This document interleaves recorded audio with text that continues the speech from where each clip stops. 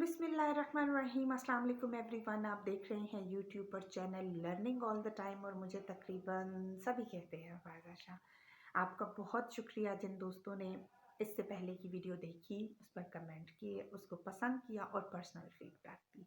जज़ाकल्लाह। हम इस कोशिश को नाम देंगे पेरेंटिंग का। और मैंने जैसे पहले वीडियो में आपको अपना जो टॉपिक है और जो मेरा ख़याल था वो मैंने आप लोगों से शेयर किया, और उसी नशिस्त में मैंने ये वीडियो एक और तैयार की क्योंकि मकसद मेरा ये था कि ज़्यादा से ज़्यादा कंटेंट आपके साथ शेयर किया जाए। बाकी शायद चीज़ें आप लोगों को थोड़ी सी लग रही होंगी कि अच्छा एक ही नशिस्त में 2 वीडियोस बनाई गई हैं, तो बिल्कुल, क्योंकि टाइम इज़ मनी। हमारे पास मेरे पास, आपके पास इतना वक्त नहीं होता कि हम किसी एक चीज़ के लिए बहुत ज़्यादा प्लान्ड हों।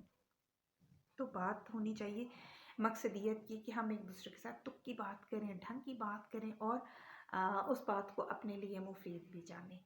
नंबर 2, क्या करना चाहिए? वैसे तो हकीकत तो ये है कि इसको नंबर 1 पे होना चाहिए, जो आज का हमारा मौजू है कि हमें पेरेंट बनना कब चाहिए। 2 चीज़ें इसमें आती हैं। आजकल के जो बच्चे हैं, जो यंग लॉट है, वो इतनी सादा नहीं है जितने मेरा ख़्याल है कि कुछ टाइम पहले के पेरेंट्स थे। आजकल तो कपल्स अपना फर्स्ट बेबी भी प्लान करते हैं, जो कि अच्छी चीज़ है, बुरी बात नहीं है। देखिए, आप किसी भी चीज़ के लिए अगर प्लान्ड हैं तो इसका मतलब है कि आप उसके लिए बहुत कुछ कर भी सकते हैं, बहुत कुछ करने का जज़्बा भी रखते हैं। 2 तरह के पेरेंट्स हमारे यहाँ होते हैं, एक प्लान्ड बेबी होता है और एक पेरेंट वो होते हैं जिनका प्लान्ड बेबी नहीं होता। दूसरा हो, तीसरा हो, फर्स्ट हो, हर दफ़ा माँ-बाप एक ही सोच और एक ही अ, तजुर्बे से गुज़रते हैं। हर बच्चा उन्हें उतना ही प्यारा होता है, हर बच्चे में वो खुद का अक्स ढूँढते हैं। हर बच्चे के लिए अल्लाह ताला ने हमारे दिलों में एक मोहब्बत पैदा की होती है। एक आयत मुबारका का तर्जुमा भी है ना कि ये हम हैं जिसने तुम्हारे दिल में औलाद की मोहब्बत पैदा की, वरना जितनी ये तुम्हें तकलीफ़ देती है, तुम्हें सबसे ज़्यादा नफ़रत इसी से हो। तो ये जुमला मेरा ख़्याल है एक माँ बहुत अच्छे से अंडरस्टैंड भी कर सकती है और अपने साथ उसको कनेक्ट भी कर सकती है। तो जो आज की वीडियो है दोस्तों, उसमें मैं चाहती हूँ कि इस पॉइंट ऑफ व्यू को आप समझें और इस पर थोड़ा-सा गौर करें। एक ज़माना था जब बच्चे प्लान नहीं भी होते थे, लेकिन अगर मियाँ-बीवी के दरमियान नाचाकी है, कोई मिसअंडरस्टैंडिंग है, तो बच्चों के लिए वो एक दूसरे के साथ नज़रियाती समझौता तक करते थे। आजकल जो एक बैड ट्रेंड ही मैं कहूँगी जो चल रहा है, जो लोग उसको फ्रीडम ऑफ थॉट का नाम दे रहे हैं। हो सकता है उनके सर्कमस्टांसेस, उनके हालात ऐसे ही हों जैसे उन्होंने फ़ैसले लिए, क्योंकि मुझे ये इख्तियार तो नहीं है कि मैं किसी के बारे में ये बात कर सकूं कि उसने फ़लाँ वक़्त पे गलत फ़ैसला लिया। हर इंसान का तजुर्बा और उसकी क़ुव्वत फ़ैसला मुख्तलिफ़ होती है और वो उसके अकॉर्डिंग फ़ैसला लेने का इख्तियार रखता है। लेकिन एक बात मैं यहाँ ज़रूर ऐड करूँगी, वो वालिदैन बहुत अच्छे थे जो अपने हर तरह के इख्तिलाफ़ात, मसाइल, मुआशी मसाइल के ख़राब होने के बावजूद अपने बच्चों के लिए इकट्ठे रहते थे।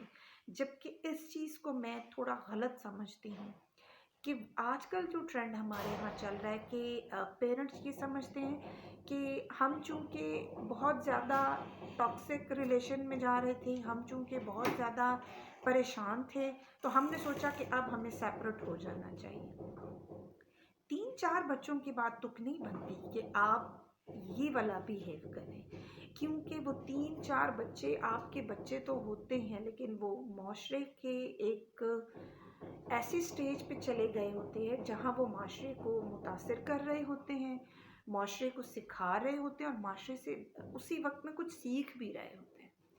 तो ये जो फ़ैसला है कि आपको बच्चे कितने पैदा करने चाहिए, आपको बच्चों के साथ पैदा करने के बाद उनको कब ऑन कर लेना चाहिए, और ये तासुर कि 2 या 3 बच्चे या बेटियों के बाद आपको ये ख़्याल आए कि नहीं अब हमारी अंडरस्टैंडिंग नहीं तो हमें छोड़ देना चाहिए, तो ये चीज़ नहीं होनी चाहिए।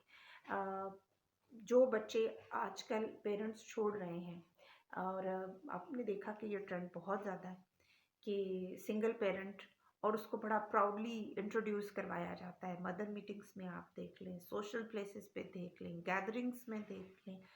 آپ یقین کریں کہ عورت کا اپنے بچے کو یہ کہہ کے سیپریٹ ہو جانا کہ میں پال لوں گی، یہ حماقت سے زیادہ کچھ نہیں.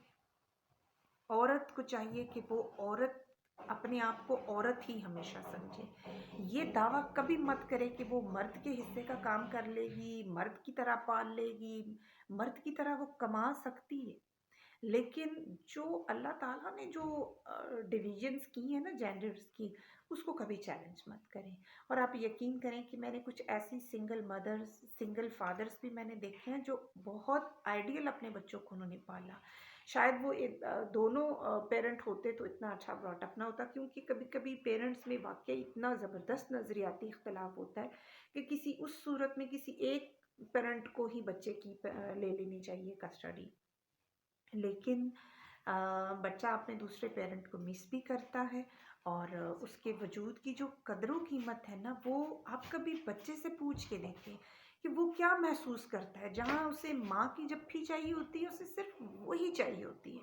جہاں اسے باپ کی گھرک چاہیے ہوتی ہے، اس کی ڈانٹ چاہیے ہوتی ہے، اور پشت پہ اس کے قدموں کے چلنے کی آواز چاہیے ہوتی ہے، یقین کریں بچے کو اس وقت وہی چاہیے ہوتی ہے، ریپلیسمنٹ نہیں ہے. کیونکہ ایک ماں جو ہے وہ تو 70 ماؤں کی جگہ، 10 ماؤں کی جگہ، اور ایک سے زیادہ باپ کی جگہ بچے کو پال سکتی ہے. لیکن ایک باپ میں اتنی سکت نہیں ہوتی کہ وہ ایک ماں کی کمی کو پورا کر سکے.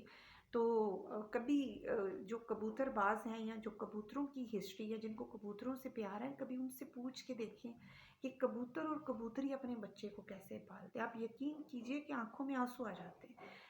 ایک ٹائم میں کبوتر بیٹھتا ہے اور دوسرے ٹائم میں کبوتری، اور وہ دونوں ایک دوسرے کو ٹائمنگز میں ریپلیس بھی کرتے ہیں اور ایک دوسرے کو اپنی جگہ پہ بیٹھنے بھی نہیں دیتے. جبکہ انسان فادر ہے تو جیسے جو بیرون ملک ہوتے ہیں فادر، اوورسیز جو ہیں، ان کی جیسے مجبوری ہے، کفالت ظاہر ہے، اس کی ایک ذمہ داری ہے، وہ بھی تو بہت کچھ برداشت کرتا ہے. اور اس کے بیہائنڈ جو اس کی وائف ہے وہ ڈبل کریکٹر پلے کر رہی ہے.